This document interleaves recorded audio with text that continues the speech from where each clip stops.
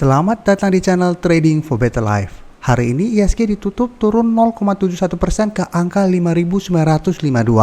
Dan di video ini saya akan coba menganalisa pergerakan ISG untuk melihat bagaimana potensinya di bulan Mei ini. Semoga analisa yang diberikan ini bisa bermanfaat dan membantu teman-teman dalam mengambil keputusan. Untuk teman-teman yang mau merequest saham untuk dianalisa, bisa like dan komentar pada postingan Instagram Trading for Better Life yang dipost setiap hari Selasa dan Jumat. Dan bagi teman-teman yang belum subscribe channel ini, silakan tekan tombol subscribe agar tidak ketinggalan informasi dan analisa saham terbaru yang akan diupload setiap harinya. Di video ini saya akan coba membahas pergerakan dari ISG untuk melihat bagaimana potensinya dalam satu bulan ini, yaitu di bulan Mei. Ya memang biasa bulan Mei itu pergerakan ISG kurang bagus, cenderung turun. Dan jika kita lihat secara grafik, ISG saat ini masih sideways. Jadi masih berada di antara garis EMA 50 dan 150. Dan selama bulan April ini, ISG terlihat masih gagal untuk bertahan di atas angka 6.000. Jadi memang sempat berhasil naik di atas angka 6.000, mendekati garis EMA 50 gagal break, mulai turun. Tapi saat menyentuh angka 6.000 mulai turun kembali. Jadi selalu bergerak sideways di antara garis EMA 50 dan 150. Untuk garis EMA 50 saat ini berada di sekitar angka 6.080. Sedangkan untuk garis EMA 150 saat ini di angka 5.900. Sedangkan 6.000 saat ini merupakan resisten minor. Jadi memang ISG secara tren sebenarnya selama masih bertahan di atas garis EMA 150 masih oke. Jadi walaupun kelihatannya tidak enak, hari ini naik berapa persen, besok turun lagi, besok naik, besok turun, memang seperti itu tren sideways. Memang banyak yang frustasi menganggap bahwa saat ini ISG sudah tidak sehat. Ada yang bilang bandar sudah busuk dan lain-lain. Padahal apabila teman-teman memang sudah mulai masuk bursa saham beberapa tahun yang lalu, memang seperti ini pergerakan dari ISG. Jadi tidak ada yang perlu kita khawatirkan atau menganggap ISG saat ini sudah tidak layak untuk investasi. Jika kita tarik mundur untuk teman-teman flashback, teman-teman bisa lihat pada tahun 2020 pada saat Januari, ISG masih berada di atas garis EMA 50 dan 150. Setelah timbul pandemi, ISG langsung turun sangat tajam selama beberapa bulan sampai Maret ke angka 4.000. Tapi pada saat itu tidak banyak yang menganggap ISG sudah tidak sehat atau sudah tidak layak untuk kita tradingkan atau investasi. Saat itu memang banyak yang stres. Tapi menganggap penurunan itu wajar. Karena memang ada pandemi dan perusahaan-perusahaan juga mulai susah untuk mendapatkan profit karena pandemi ini. Sehingga memang saham-saham hampir semua bergerak turun. Pada saat itu pemerintah membantu dengan menerapkan ARB cuma 6%. Jadi yang sebelumnya ARB bisa di atas 20%, sekarang ditahan maksimal 6% sampai 7%. Setelah itu mulai Maret mulai bergerak naik dan naik terus. Puncaknya itu pada saat September pergerakannya terus bergerak naik sangat tinggi sampai awal Januari kembali. Pada saat September sampai Januari, semua orang menganggap saham itu sangat enak untuk dibeli atau ditradingkan. Beli saham apa saja naik terus. Tiap hari di forum-forum, di Facebook, di Instagram yang dipamerkan itu semua profitnya. Walaupun berapa total profit ditutup, tapi yang diperlihatkan itu berapa persen didapat, 100%, 200%, 50% dan sebagainya. Pada saat itu tidak ada yang menganggap bursa saham itu busuk. Tidak ada yang menganggap bandar itu jahat. Karena memang beli saham apa saja profit. Karena memang trennya mulai uptrend setelah penurunan tajam selama 3 bulan. Dan pada saat itu memang yang paling hot adalah saham-saham farmasi. Saham Kimia Farma, Indofarma, kenaikannya sangat tinggi. Tapi pada saat kondisi itu, channel ini tidak pernah membahas saham-saham farmasi. Karena memang tahu kenaikan saham-saham itu hanya euforia dan memang digoreng oleh bandar. Sehingga pada saat penurunan dari 6.400-an ke harga 5.000-an, saham-saham farmasi yang sebelumnya bergerak naik tinggi mulai bergerak turun. Pada saat itu banyak yang nyangkut, banyak yang memakai duit panas, banyak yang memakai duit margin dan sebagainya. Setelah itu baru masa-masa kripto mulai naik. Dan setelah kripto mulai bergerak naik, baru timbul ada yang menyatakan bahwa saham-saham sudah tidak layak untuk dibeli. Sekarang saatnya kripto dan lain-lain. Saham-saham atau bursa saham saat ini hanya untuk orang tua dan lain-lain.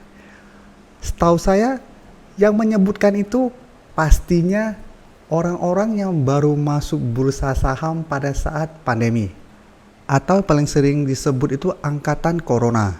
Karena memang masuk bursa saham karena ikutan.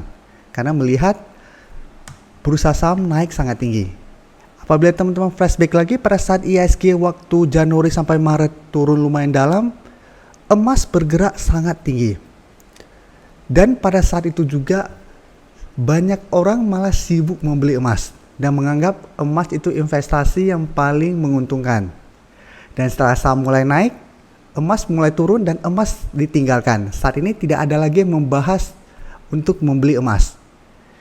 Jadi apabila teman-teman tanya apakah saya akan membahas kripto atau saya akan masuk ke kripto, sampai detik ini saya tidak tertarik untuk membeli koin kripto.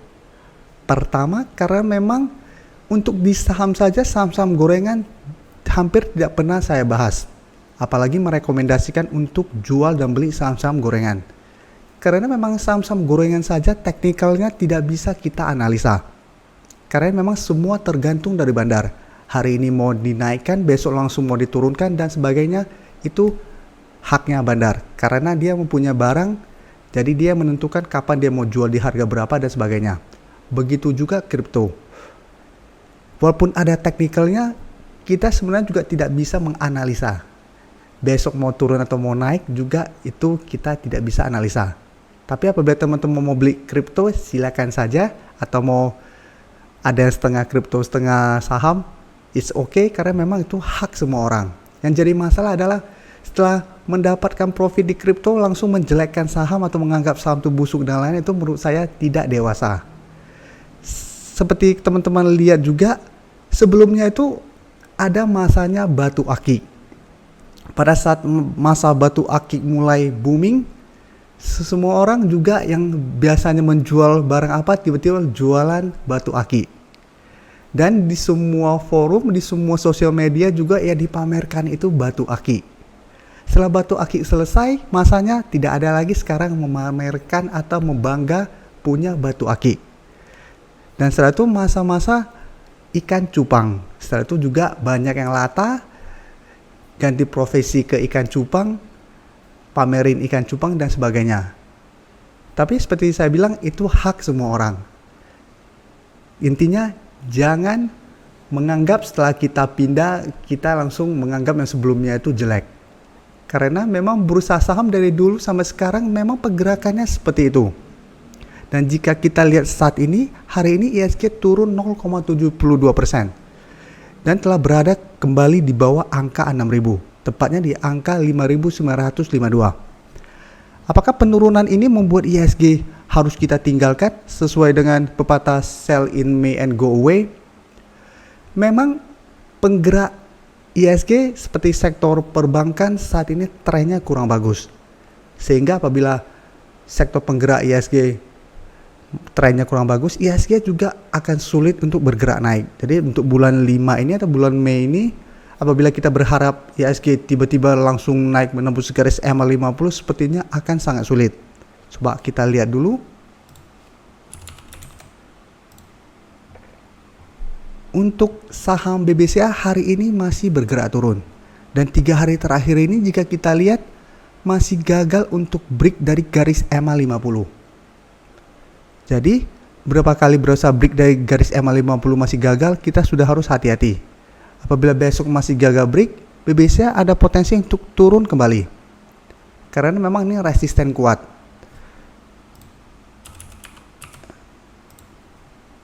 Saham BBRI juga bisa kita lihat saat ini trennya sudah mulai bergerak downtrend. Setelah gagal bertahan di atas garis EMA 150. Dan saat ini memang BBRI masih bertahan di support di angka 4000. Bisa saja akan ada rebound sementara dari angka 4000 ini, tapi secara tren ini masih downtrend. Jadi selama masih downtrend, masih ada potensi untuk turun, sehingga IHSG juga masih ada potensi untuk ditarik turun.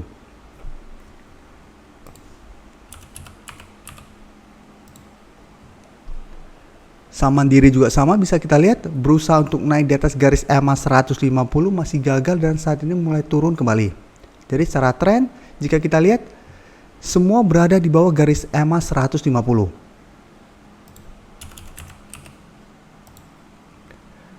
BBNI juga sama, berusaha naik di atas garis EMA 150 dan saat ini mulai turun kembali dengan support kuatnya saat ini di harga 5.500. Jadi selama saham-saham perbankan ini masih bertahan kuat di atas support saat ini, maka trennya akan sideways, sehingga IHSG juga ada potensi untuk bergerak sideways. Jadi IHSG menurut saya selama masih bertahan di atas garis EMA 150 atau di angka 5.900 saat ini masih oke, masih akan sideways, tapi hati-hati apabila IHSG turun di bawah garis EMA 150, bisa-bisa IHSG akan turun ke 5.500. Jika kita lihat saham berikutnya, Telkom saat ini juga masih bergerak downtrend. Jadi salah satu yang saham market cap besar, Telkom saat ini trennya juga downtrend.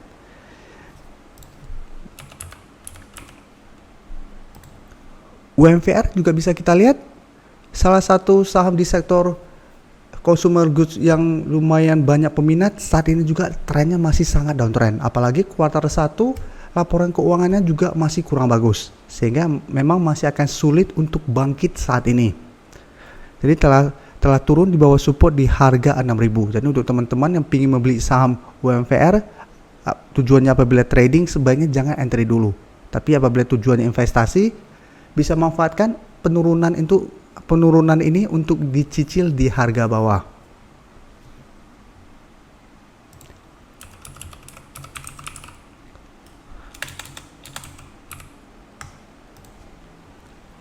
Jadi jika kita lihat hampir semua saham-saham market caps besar trennya masih downtrend, sehingga belum ada potensi untuk bergerak naik saat ini, sehingga IHSG juga potensi untuk naik masih sangat kecil. Lebih besar peluang untuk turun mengetas garis EMA 150.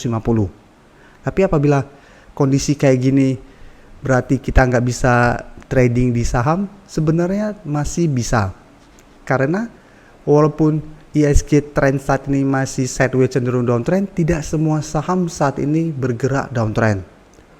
Sektor yang saat ini menurut saya masih oke dan mulai bergerak naik itu sektor properti untuk saat ini. Jika kita lihat BSDE hari ini masih bergerak naik, dan jika kita lihat saat ini berusaha untuk naik di atas garis EMA 50 dan juga masih bertahan di atas garis EMA 150. Jadi untuk teman-teman yang mempunyai saham BSDE saat ini masih sangat layak untuk di hold, karena masih ada potensi untuk bergerak naik.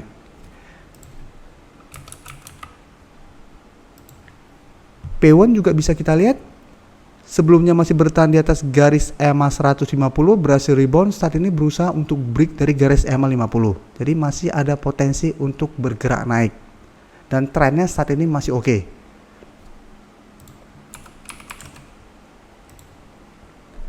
CTRA juga bisa kita lihat saat ini masih berada di atas garis EMA 50 dan 150, dan trennya juga masih sideways. Jadi untuk saham properti ketiga saham ini masih oke. Selain itu masih ada saham Antam yang menurut saya bisa teman-teman masukkan ke watchlist, karena masih berusaha untuk break dari harga 2.500. Apabila teman-teman selalu ikutin analisa saya di saham Antam ini, selalu saya jelaskan angka 2.500 merupakan angka yang harus kita amati. Apabila berhasil break, maka Antam akan mulai uptrend untuk jangka pendek. Jadi apabila berhasil break dari angka ini target terdekat di harga 2.800 dan masih ada potensi ke angka 3.000 kembali. Tapi apabila masih gagal break dari harga 2.500 walaupun sudah berhasil break dari garis EMA 50, Anda masih akan bergerak sideways dan masih ada potensi untuk turun kembali. TIN juga menurut saya masih oke. Walaupun saat ini bergerak turun, dia masih berada di atas garis EMA 50. Jadi ini juga bisa masuk watchlist teman-teman, dan saat ini juga masih berada di atas garis EMA 50 dan 150. Dan masih ada beberapa saham yang trennya saat ini masih oke dan bisa teman-teman amati. Jadi walaupun IHSG saat ini trennya kurang bagus, bukan berarti kita tidak ada yang bisa kita beli.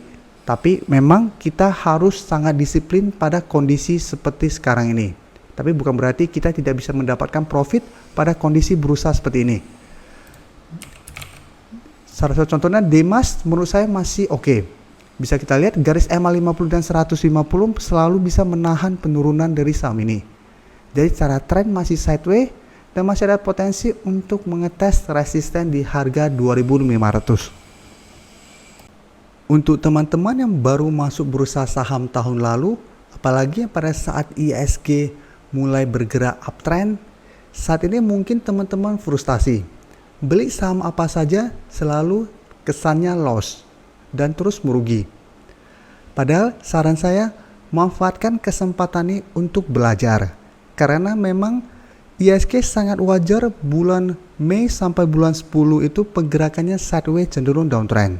Tapi bukan berarti pada saat kondisi ini kita tidak bisa mendapatkan profit atau IHSG saat ini sangat tidak sehat. Padahal ini sangat sehat pergerakannya. Apalagi trennya saat ini IHSG masih oke. Apabila kita bandingkan dengan bulan Januari sampai Maret tahun lalu, itu lebih tidak sehat lagi. Dan saya akan sharing pengalaman saya.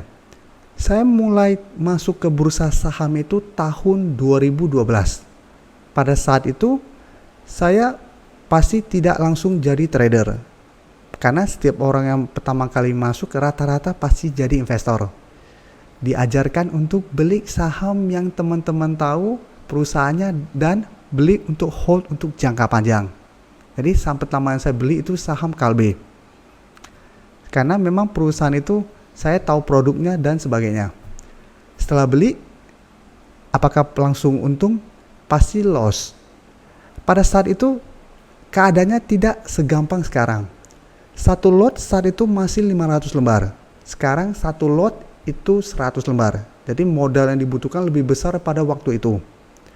Pada waktu itu ilmu untuk belajar saham masih sangat sedikit. Walaupun ada, kita harus bayar biaya training yang sangat besar. Jadi itu juga salah satu yang membuat banyak orang tidak berani masuk ke bursa saham. Karena menganggap ini butuh biaya besar dan banyak sentimen negatif ini judi. Padahal tidak seperti itu. Pada waktu itu ARB minimal 25% sampai 35%. Jadi untuk saat ini banyak yang protes atau banyak mengeluh kenapa saham yang dia beli kena ARB berturut-turut bisa 5 hari dan lain-lain. Itu 5 hari apabila kita kali dengan 6% itu baru 30%. Jadi baru 1 hari pada masa saya awal atau pada masa sebelum 2020. Sebelum 2020 ARB itu 1 hari bisa 35%. Sedangkan ini ARB berhari-hari baru 30%. Jadi mental angkatan corona menurut saya masih kurang bagus dibandingkan mental pada angkatan di bawah 2020.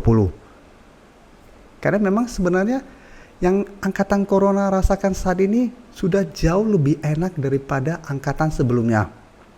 Dari biaya lot, jumlah lot yang lebih kecil, ARB cuma 6%, sedangkan ARA bisa naik tinggi, itu sudah sangat menguntungkan.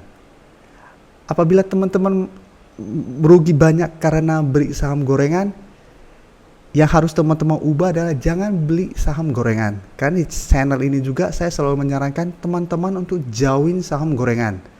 Karena apabila teman-teman maksa beli saham gorengan karena menganggap saham-saham itu bisa naik tinggi dalam 1 hari, Saham-saham itu juga bisa membuat teman-teman rugi banyak dalam satu hari. Walaupun ARB cuma 6%. Walaupun 6%, dan selama 5 hari teman-teman tidak bisa keluar, sama saja itu 30%. Jadi saran saya, manfaatkan kondisi sekarang untuk belajar. Jangan hanya mengeluh atau melihat kondisi lain lebih enak, langsung protes dan menganggap itu lebih bagus dari yang ada saat ini. Terima kasih telah menonton video ini. Like dan share video ini bila bermanfaat bagi teman-teman, dan support channel ini dengan cara tekan tombol subscribe agar channel ini bisa makin berkembang dan bisa membantu lebih banyak orang lagi. Terima kasih.